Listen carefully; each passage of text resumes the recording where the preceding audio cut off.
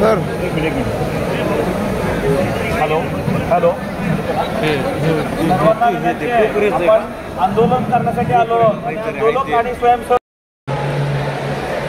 प्रचंड मोठा हा हॉल ह्या ठिकाणी वासीमध्ये आहे।